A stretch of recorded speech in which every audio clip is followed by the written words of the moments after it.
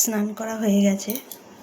তো এবার আমি একটু চুলটা আঁচড়ে নিয়ে সিঁদুরটা পরে নিই, তারপর পুজো দেব।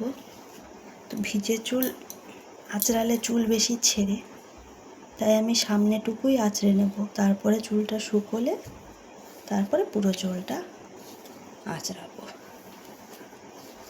প্রতিদিন আমি তাই করি, সামনেটা হালকা করে আঁচড়িয়ে নিই এবং পরে শুকোলে তাই চুল আঁচড়াই।